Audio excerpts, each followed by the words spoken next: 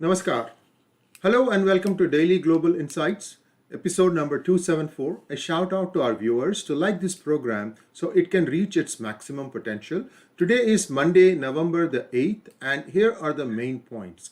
Iran looks to shift assassination attempt on Iraqi Prime Minister to the United States, despite the evidence proving to the contrary on the attempted drone attack. Evidence proving that the attacks were launched by Iran-backed militias. PM Mustafa al-Kadhimi survived the assassination attempt. Sridharji, namaskar and welcome back, sir. What really is happening in Iraq?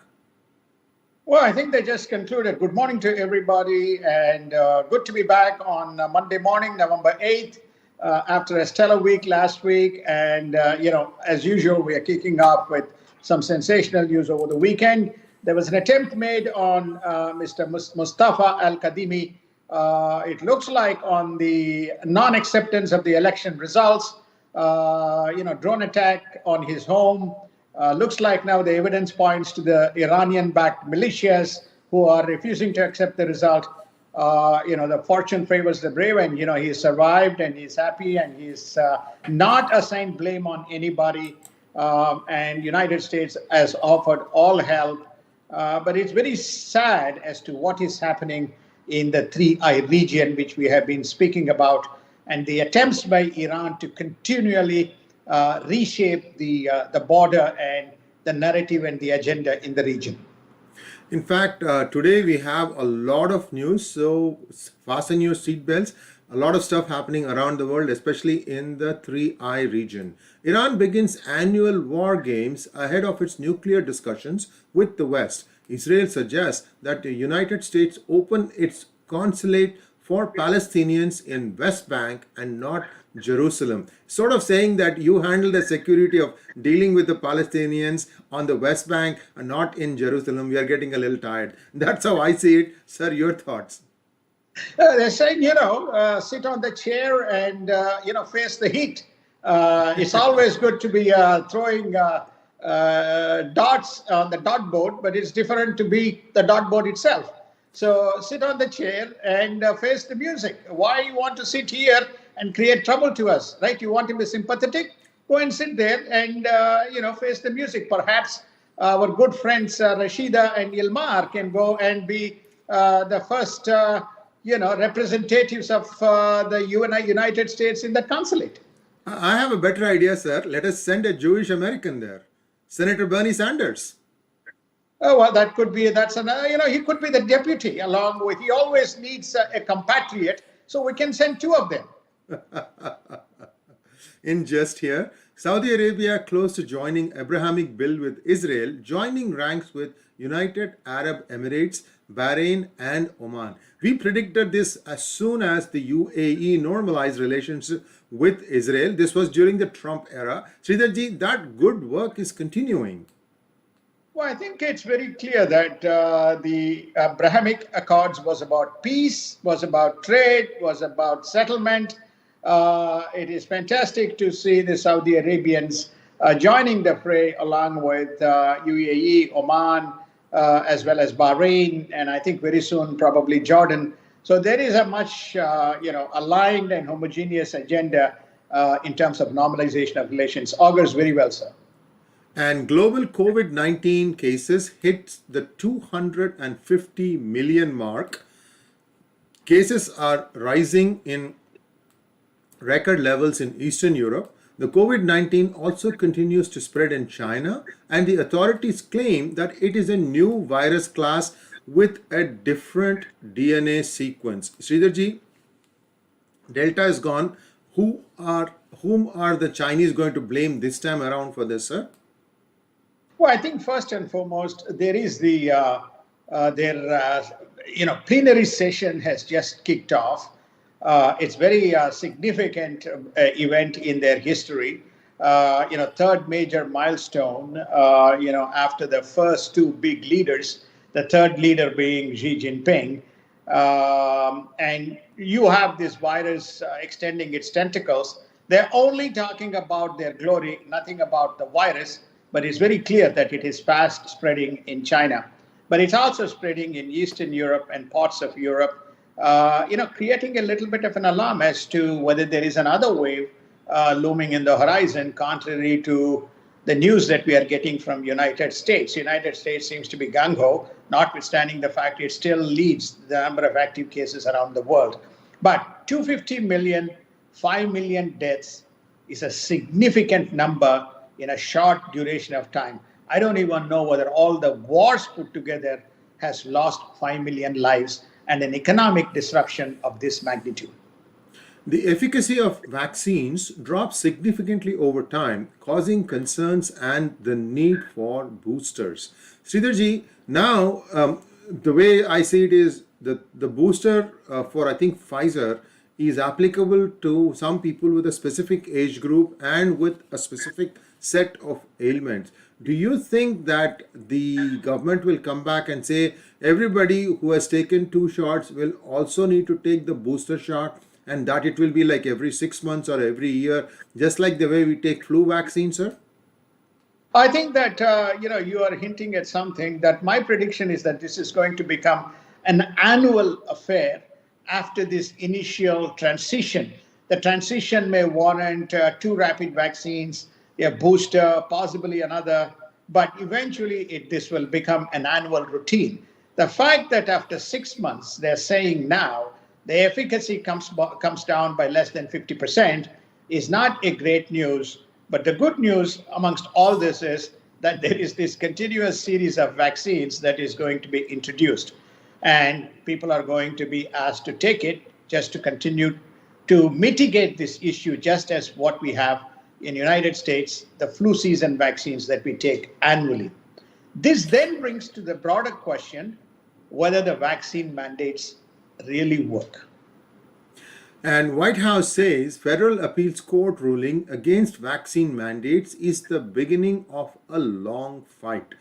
Sridharji, so this goes right back to the question that you asked at the end of your previous answer, that what is the efficacy of this vaccine? In fact, we are hearing some murmurs coming out of Pfizer, which we will touch upon in just a short while. So, is the vaccine actually just like a placebo? What is your, surmise? I think it did have a good effect on many people. I do think. No, I think my assessment of this situation is that it is a learning and discovery. It is not an end state. So it is evolving. It has addressed a number of issues. It has solved in cases where there is a high potential for fatal consequences, especially those with, disorders in the system, blood pressure, respiratory, diabetics, and other kinds of ailments, immunosuppressant, etc. It certainly has addressed the issue. And for whatever reasons, there was also the spread of the epidemic or pandemic in a rapid manner. It seems to have addressed the issue. But this vaccine was discovered with rapid trials in a short span of time, and much learning has occurred over the past 12 to 18 months as people got vaccinated, people suffered, a lot of data has come out. So we probably are at the beginning to midpoint of the journey rather than the end state of the journey to say this is what needs to be done under these given circumstances. So this case that you're talking about is all of a sudden Biden mandated all corporate employees by January 4th should be vaccinated. If you're not vaccinated, then you are not allowed to work and the corporations would be punished. This was taken up in a federal appeals court. Federal appeals court ruled that you cannot impose these mandates without conclusive evidence of data rather than by your own assessment and your own perceptions.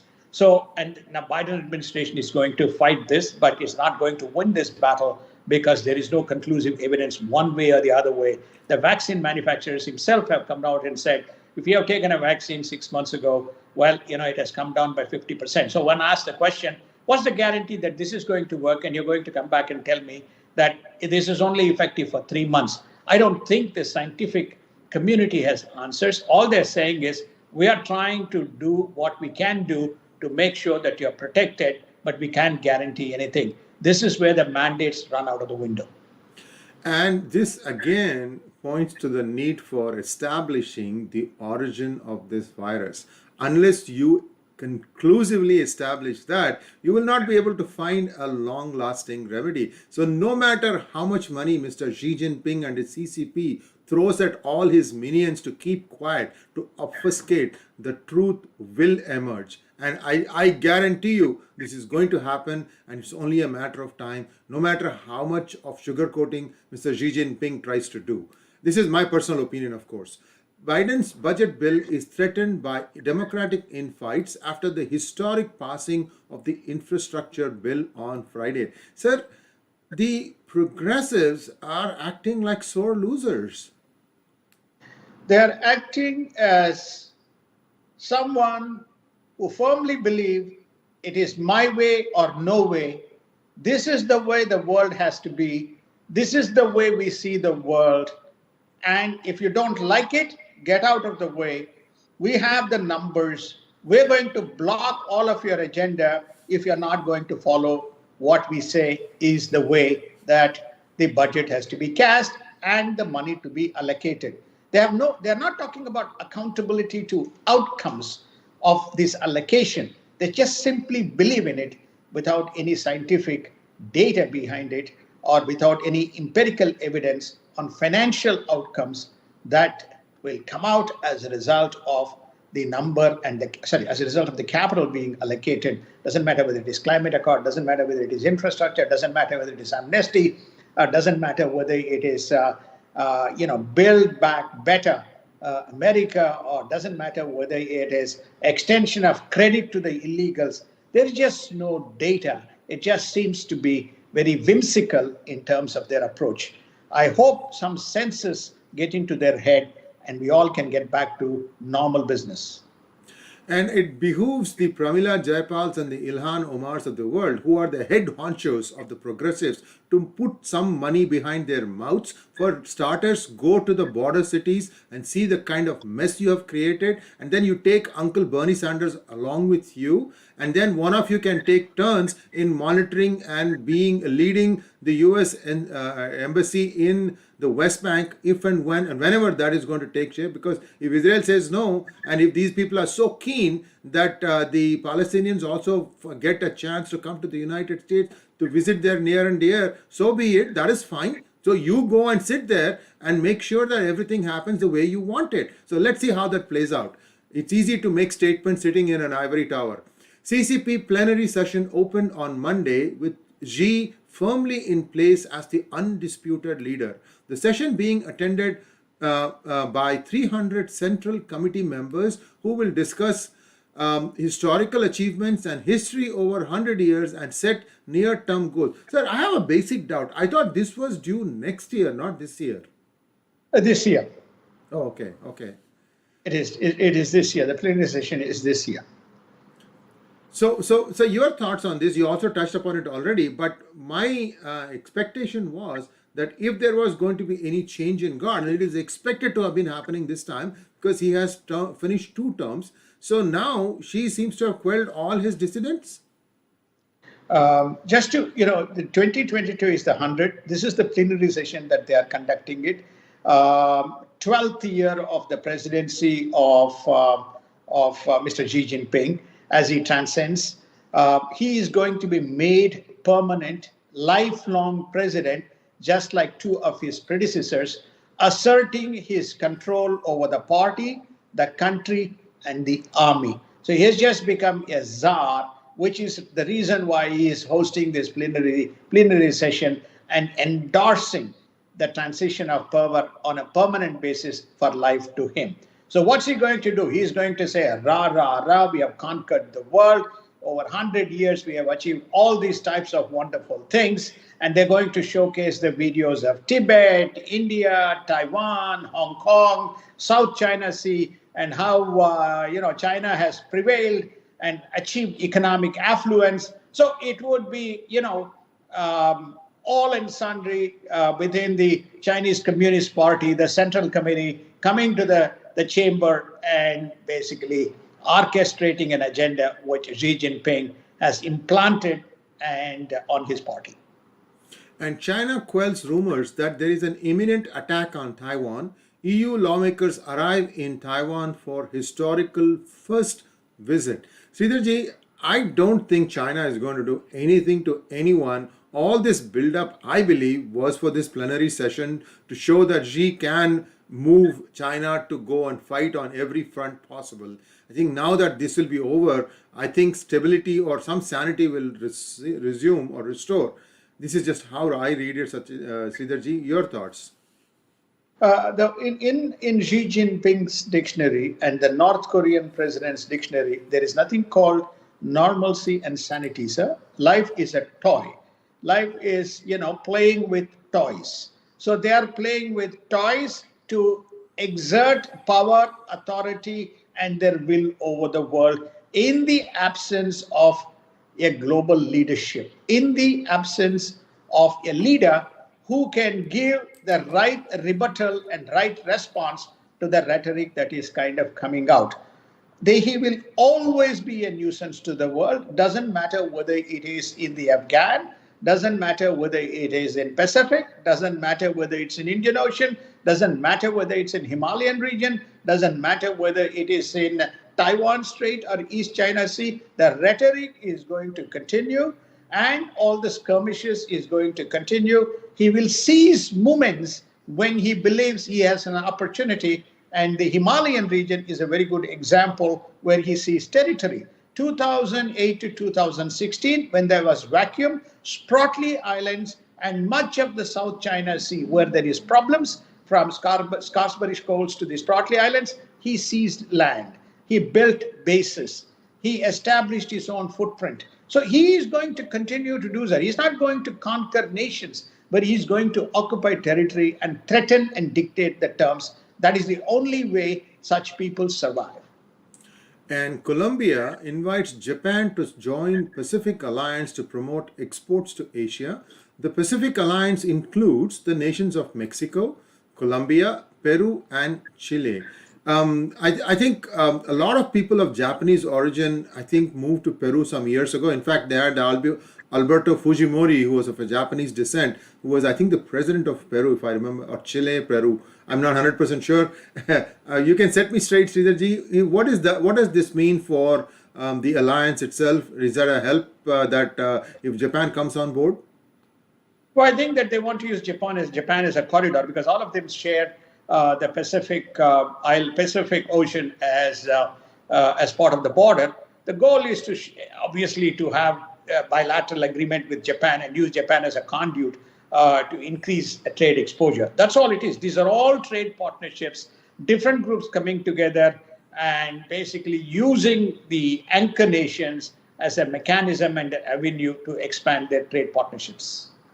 France assures of commitment in Indo-Pacific during NSA Doval's Paris visit. Sridharji, so Ajit Doval is in Paris, so I'm almost certain that some talk about nuclear submarine will also be happening, because I think France supplied the original nuclear submarines to India, Arihant and so on and so forth, and they have a fairly robust agreement that goes back to about 15-20 years. And during the UPA period itself, they had done all the stuff. How do you see the significance of this? What exactly do you think Doval is talking to France about? France today remains the only country, along with Israel, to have boots on ground, to have capabilities that India needs, more vocal support in terms of India's agenda, and a much stronger strategic partnership.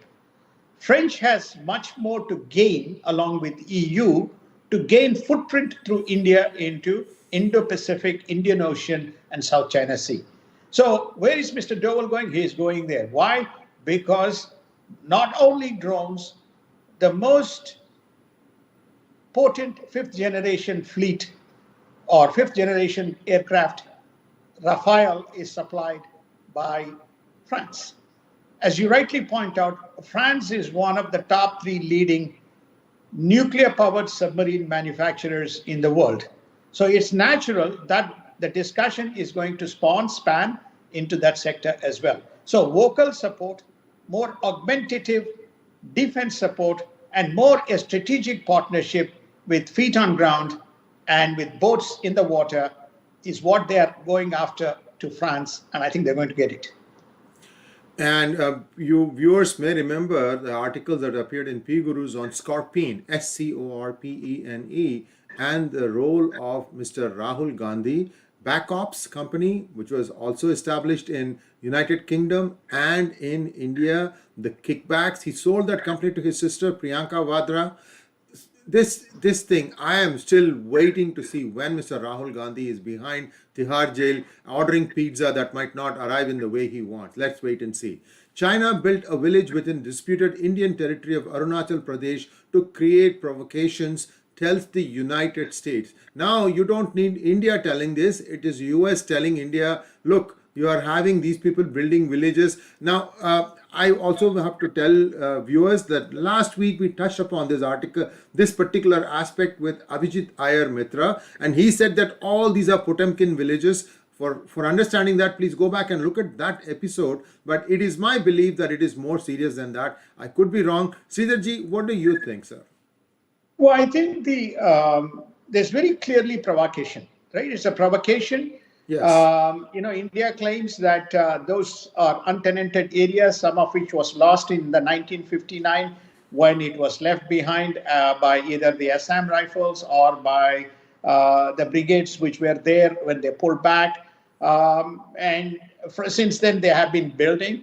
But most of these things have been built at least 10 kilometers from the so-called border area or the line of LAC. But they have come very close. And these discussions that has been going on, we have talked about this, will not bear any fruit because China never concedes. So to your point that there is a considerable element of seriousness, we touched on this on the previous question that we had discussed.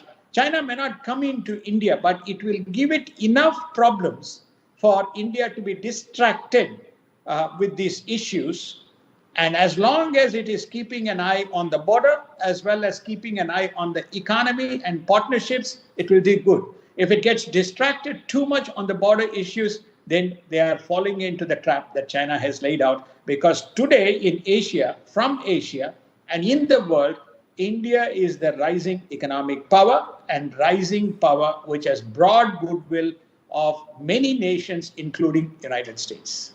Absolutely, and India initiates diplomatic mission for more countries to accept the Covaxin now that WHO has given emergency approval. India also reaches the lowest new cases count in 260 days. Good news all around. I have no doubt in my mind that India will be the pharma capital, not just vaccine capital, but the pharma capital. Already, a lot of these companies have deals where they'll buy generic drugs from India and then they label it as their own and sell and make cash, profits and so on. But it is my belief that India, like the way during Y2K, it's software industry led India into the growth. Now it will be the pharma.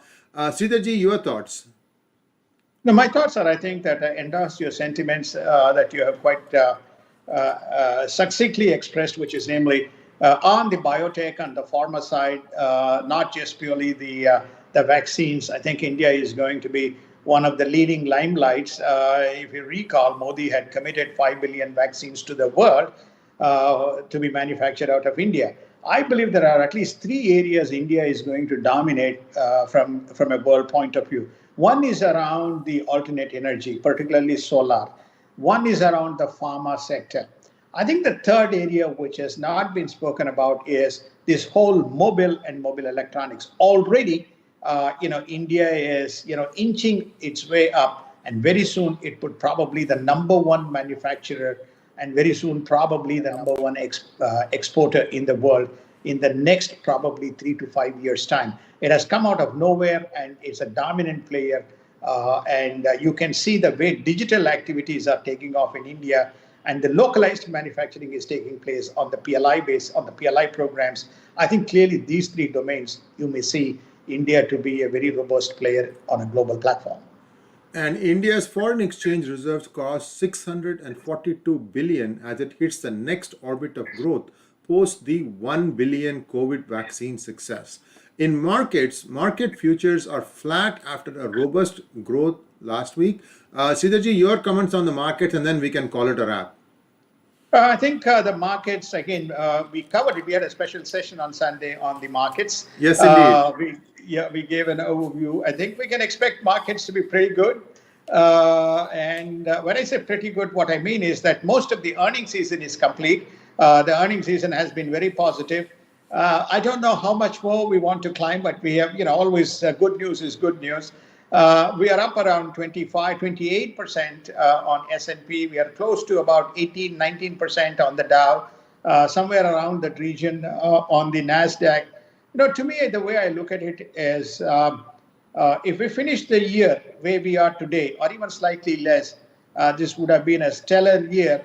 2 years in the course of the pandemic, with sustained uncertainties around the world, and most notably in the United States with political transition and a lot of challenges.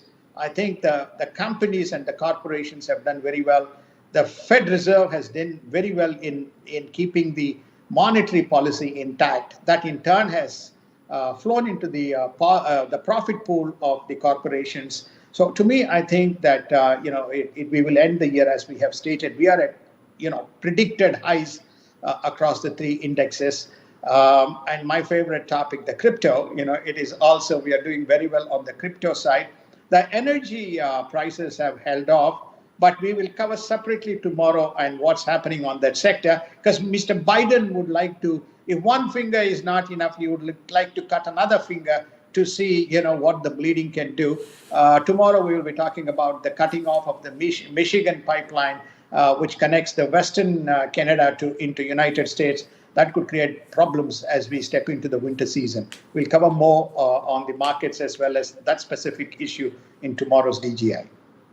We will, and viewers, my apologies for the slight delay in start. First of all, two things that happened. US fell back by an hour, so now it will be 6:30 p.m. IST as far as the transmission of the Daily Global Insights is, and it will be so for the next 4 months. 4 days of the week, you're going to get this, and on Sunday, you'll have a special session on markets and the week ahead, where Sridharji and I will be looking at it in a little bit more detail. But every daily session, we hope to keep it between 20 to 25 minutes. Today also, it's around that time.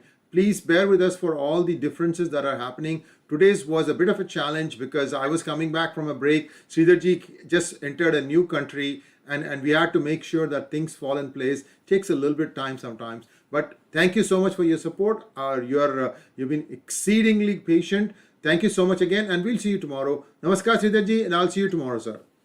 Namaskar. Thank you so much. Again, thanks for your support and thanks for your patience. We look forward to your continued support as we bring about this Daily Global Insights, as well as the weekend edition of the markets as we move ahead.